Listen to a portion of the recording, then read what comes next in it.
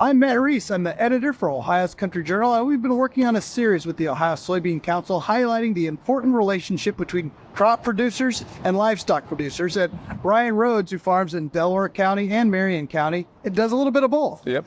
First, Ryan, could you just tell us a little bit about your operation? Corn, soybeans, wheat operation. We also have livestock as well, about 2,500 head of hogs that we finish out for a vertical integrator nearby. Farm with my father in a partnership, but that's pretty much our operation. Yeah. Mm-hmm. Yeah. And the feed component is obviously very important. You're finishing hogs, you got to have a good quality feed. Yep. What goes into that feed, and why is that so important? A lot of our hog feed that we use has corn and has soybeans. When I look at those feed tickets, there's about every load, there's about 5,000 pounds of soy-based products or some type of soy related commodity in that feed stuff, and as well as corn. And we couldn't feed our hogs without it. Right. And why is that connection and that relationship between crop production in Ohio and the hog production in Ohio? Why is that so important? We both depend on each other. I mean, it's they need our beans, and we need, and the consumer needs pork, and we need to have a market. And without that, it's what are we really doing?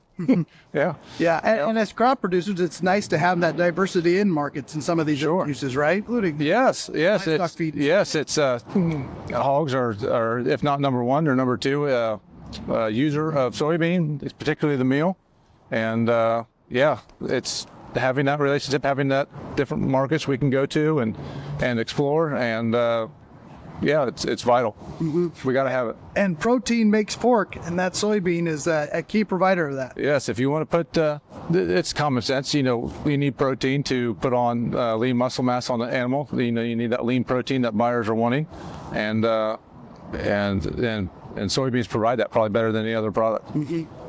So specifically with a finishing operation, what all does that entail? What's your day look like with the hogs? Every morning and try to be there every evening as well.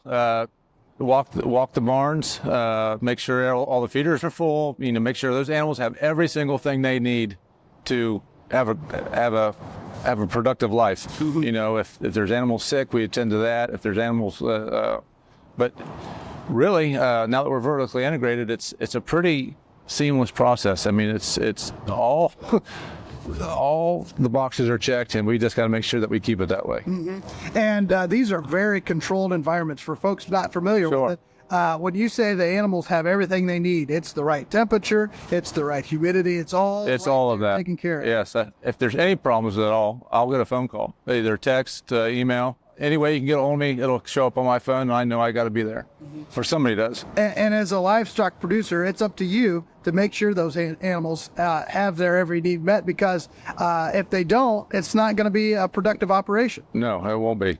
Simply put, well put. I've been talking with Ryan Rhoades, and that's an update on the great relationship between Ohio's livestock and Ohio's crop producers.